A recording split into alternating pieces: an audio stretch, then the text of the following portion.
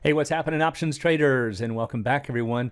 I wanted to run some important math of spreads for our traders. There's some concepts I think a lot of people don't understand, and they can get themselves into either some trouble or some unwanted surprises. Now, what I'm going to show you really applies to a lot of multi-legged spreads, but I'm just going to use butterflies as an example. But the important point that I want to show is that whenever you initially figure out your max gains and losses, if you close part of the spread down prior to expiration, those calculations, those numbers, those max gains and losses are going to change. So let's take a look at how that happens and why. So for a butterfly spread, for starters, you are going to, let's say, buy one call option, sell maybe two 105 calls, and then buy an even higher strike, let's say at the 110. So with a butterfly spread, there's a number of ways we could construct it. We could use all calls. We could use all puts. We can also use a combination, which in this case would be a short iron butterfly. But just to make it simple, I'm going to do the all call version. But regardless of which version you're using, it's always in a 1 to -2 to 1 ratio. And that simply means you are buying the first strike, selling two of a higher strike, and then buying one of yet a higher strike. All equally spaced, in this example, 5 points apart and with the same expiration. But the important point to see is that with butterflies, we can really see them as two vertical spreads. There are other ways to view this strategy, but this is a particularly helpful one for traders. So here's why it's two vertical spreads. Here's our initial strategy, buying the 100, 105, 110 butterfly.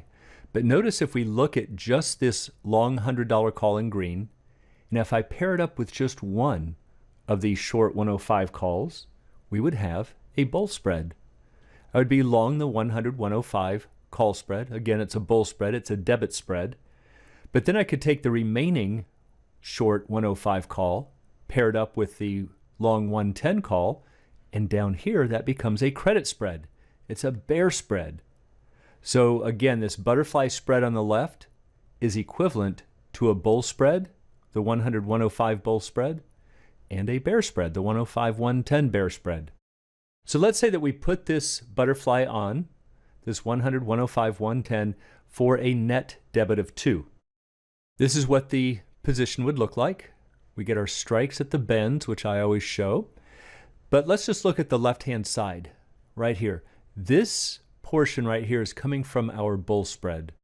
So if this is the 100, 105 bull spread, the spread by itself, not counting what you paid for it, but what we call the payoff, would be 5 if the stock closes right here at 105. That's the best it could ever do. 105 or higher, it will always be a maximum of 5.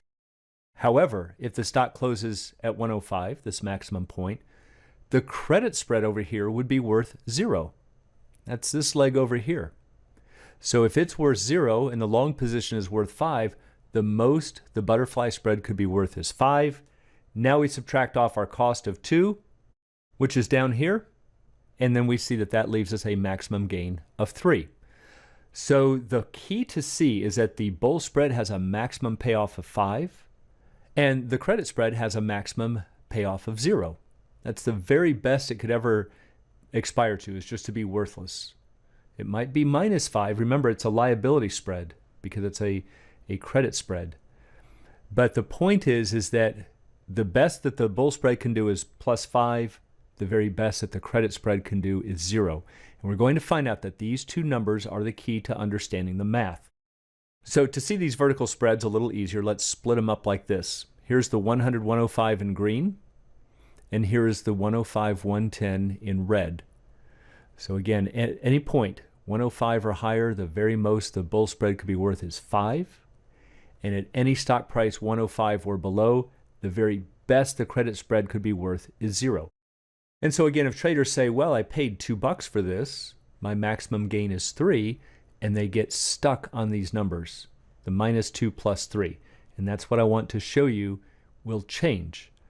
So let's say that as time goes by, maybe the stock price runs up here to maybe 110, and now this bull spread in green is becoming closer to maximum value. So it doesn't really matter what we paid for it. Let's say if it's trading for 450 right now, doesn't make a lot of sense to continue holding it. The best it could be worth is 5, so we can only squeeze out another 50 cents, but we could close it right now for 4.50. So let's say that we choose to do that. We say, okay, you know what? I'm going to close the spread for 4.50. It's getting pretty close to its maximum gain. Can't help me a whole lot more, but it could fall by 4.50. So let's shut it down. But what traders believe is that therefore their maximum loss is still 2 and their max gain is still 3. This is where things change. I usually teach it as though you have shortchanged yourself by 50 cents. Remember, the maximum this could be worth is 5. Well, if you shut it down for 4.50, your max gains and losses are going to be shifted down by 50 cents. So let's take a look at the remaining 105-110 bear spread. See, in traders' minds, they'll think, okay, well, I can still make a maximum of 3 and lose a maximum of 2. But if you close out that bull spread for 4.50, this blue spread is no longer what you're going to look like. That's not the remaining position. This is it. See, the entire spread in blue got shifted down by 50 cents. And that means your maximum gain is no longer 3, it's now 2.50. And your maximum loss is no longer 2, it's also 2.50. If we had closed the bull spread out for 4, we've shortchanged ourselves by $1 compared to the theoretical maximum, and therefore we've shifted a full dollar down from the blue. See, now our maximum gain is 2 and our max loss is now 3. If we shut down the bull spread for 3.50, now I've shifted down by 3.50, which means my maximum gain is $1.50 and my maximum loss is now increased to 3.50. So this is why you have to be very careful when you're making your decisions to shut down part of a strategy. So again, it's not just for the butterflies that it applies to, but in most cases it's the butterflies and condors where traders are shutting down one of the vertical spreads in there because they're getting close to the maximum values. But when you do that, make sure you're not shutting it down too early because you are going to radically change the payoff profiles. Any potential maximum gains that you cut from this side are going to show up as potential losses on this side.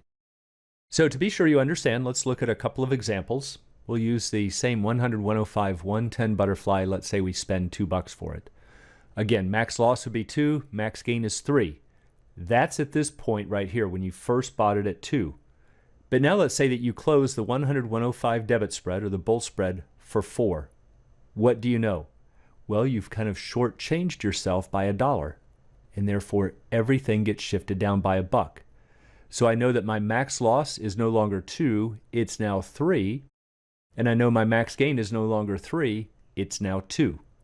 But do you see how easy it is to figure it out? I know my maximum gain over here is 5, I've cut it by $1, so the entire spread shifts down by $1. Let's see what would happen if we close the credit spread for less than maximum. We're going to use the same butterfly, debit of 2, max loss is 2, max gain is 3. But we now close the 105, 110 credit spread for 50 cents. Remember, the best it could be is 0. But we're going, you know what, it's getting pretty close to that. I can shut it down for 50 cents. Let me do that. That's fine. But because you've now spent 50 cents more, that increases the max loss and decreases the max gain. So my max loss is no longer 2, it's now 2.50. Max gain is no longer 3, it's been reduced to 2.50. So I hope that helps you to understand what's happening. If you shut down the debit spread early, everything gets reduced by the amount that you shortchanged yourself by. If you shut down the credit spread early, everything gets reduced by the amount that you spent. Because remember, theoretically, you'd love to spend 0. You'd love to see it close at that maximum value of 0. So in this example, if I shut it down for 50 cents, the remaining debit spread will be shifted down by 50 cents as well. So those are critically important concepts about the math of shutting spreads down early. They're very powerful because as these things get close to maximum values, you should close them down, but you need to understand how it affects your resulting max gains and max losses. So I hope this helps. So for anyone who'd like to learn more about the art and science of options trading, please check out the Alpha Trader course, Strategy Lab, and a technical analysis course. It's all at optionsatoz.com. Also, please join us on the Facebook trading group, Options A to Z, and you can find a link in the description below.